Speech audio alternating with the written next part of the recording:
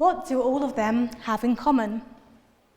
You might say smart, high achiever, nerdy, maybe a bit quirky. Actually, they're all autistic or have ADHD.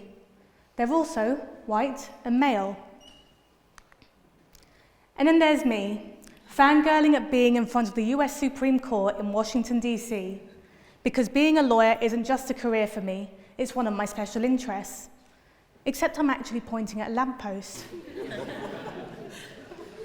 I've also been described as smart, high achiever, nerdy, a bit quirky, but at the same time I've been described as lazy, not achieving my potential in my own world.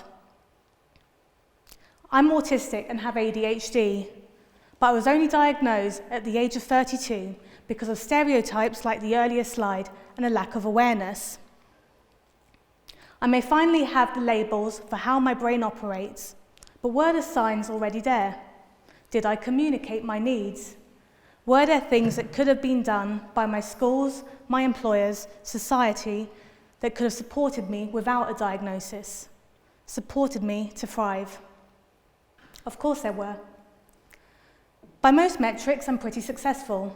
I'm a self-employed lawyer, specifically a solicitor advocate.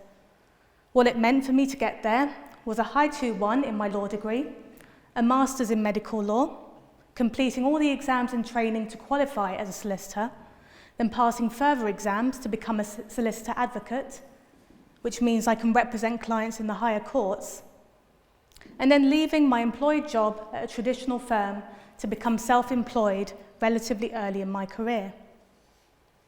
I didn't stop there. I'm a volunteer with the mental health charity for the legal profession. I'm training to become an ADHD coach. I've started a podcast with my husband. I'm writing my own book. I'm stood here doing a TED talk, as well as having delivered talks for other organisations. Now you might be thinking, hang on, didn't she say she's autistic and has ADHD? But it doesn't seem like there's anything wrong with her. To some extent, you'd be entirely correct. There is nothing wrong with me. Being autistic and having ADHD simply means that my brain operates in a different way to the majority, to neurotypicals. That's not a problem, and it's certainly not a disorder like the labels autism spectrum disorder and attention deficit hyperactive disorder seem to suggest. But what all my achievements don't tell you are the struggles that I've had at school and in the workplace, the number of different jobs I've had, diagnoses of severe anxiety and depression, the burnout, the imposter syndrome, the suicidal thoughts, putting my hands over my ears whenever an emergency vehicle goes past or someone beeps their horn aggressively, the pain I feel when someone is playing music loudly through their phone. Like most autistic and ADHD women and girls, I learned to mask my traits so as to fit in with society. Masking is hiding or disguising parts of who you are in order to fit in with those around you. Have you ever spoken to someone with an accent and found yourself mimicking them? Or if a person or a group of people like a particular song, you've pretended you like it too? Maybe you've kept quiet about a particular food item you don't like so as to not to offend the person that's cooked for you. Those are all examples of masking. But the problem for autistic and ADHD is that we find ourselves masking more or less our entire self. And that's especially true for women and girls who have this pressure to fit in, not be seen as a burden, not be seen as a failure. But what if we didn't have to? One of my favourite classic ADHD stories is that of my first job. Now, for their confidentiality, I won't say where it was, but it was a large American store in central London that's loud, colourful, and hyper. I could have designed it. One day, about 4 months in, I was dragged into a meeting.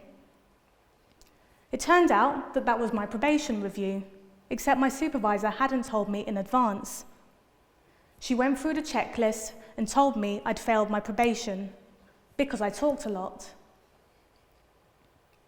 I still got all my work done, but this particular supervisor wanted me to be silent whilst doing it. in this large, loud, hyper store in the middle of central London.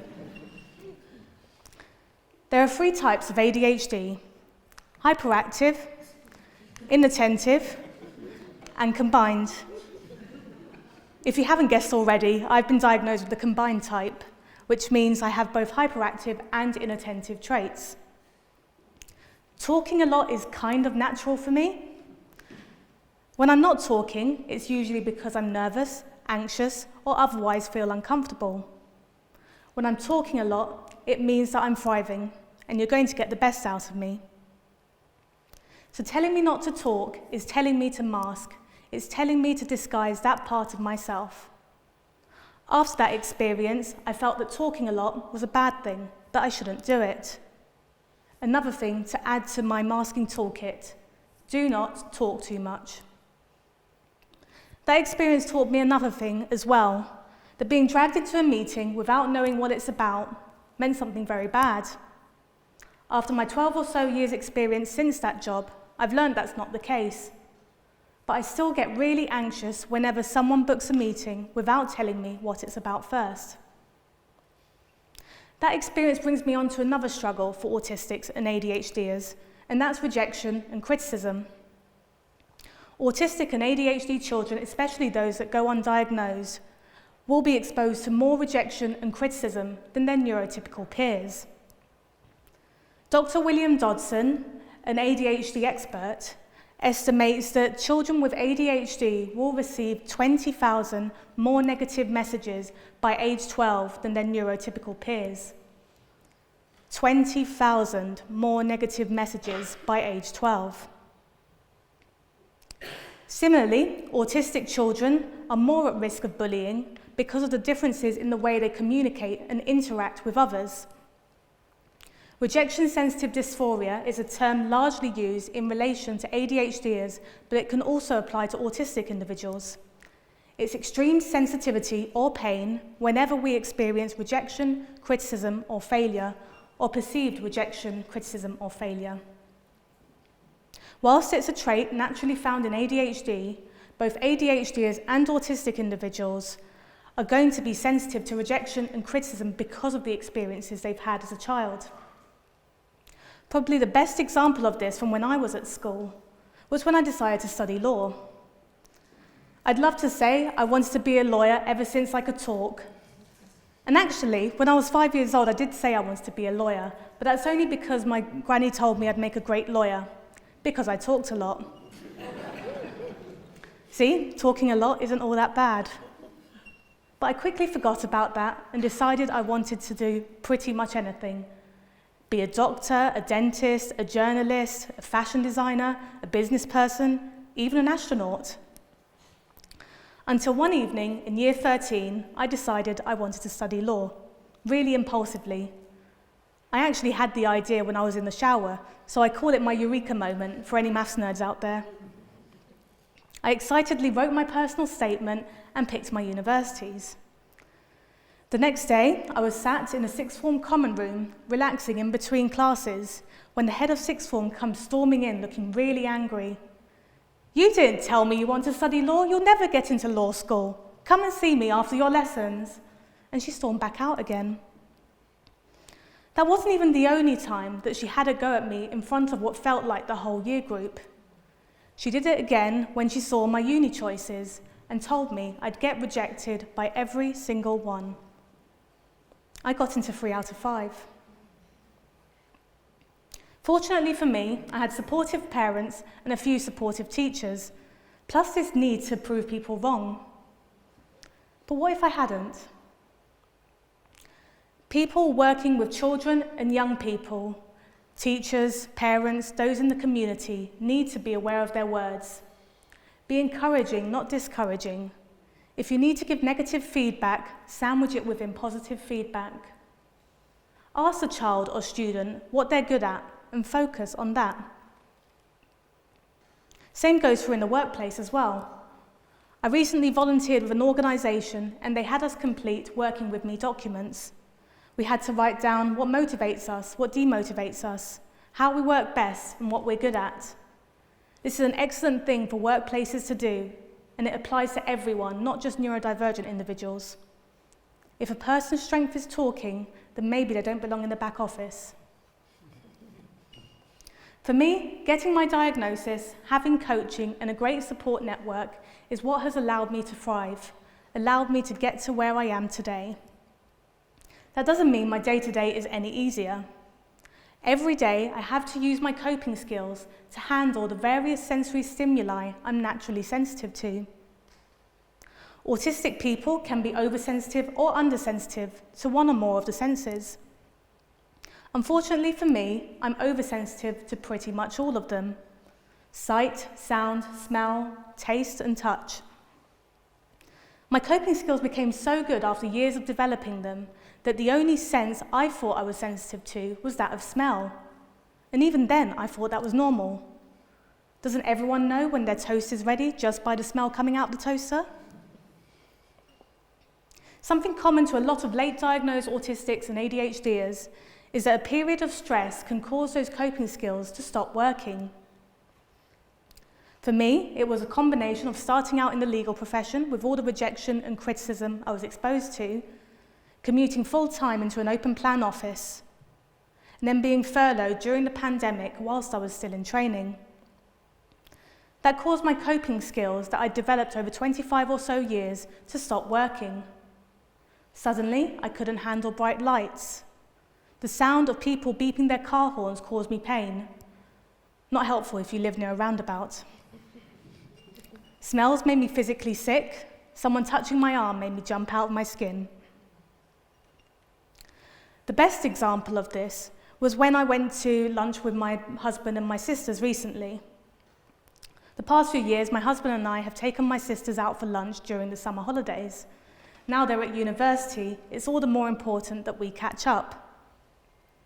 Now, before I continue, there's a few sound effects, so if you are sensitive to sound, then please feel free to cover your ears.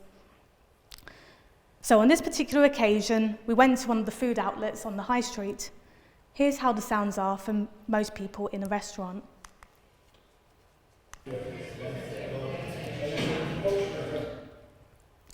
And here's how they sound to me.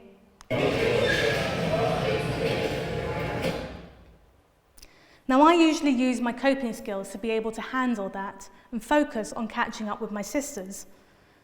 But on this particular occasion, there was a child playing games on a tablet, and the volume was up really loud. Here's how that sounded.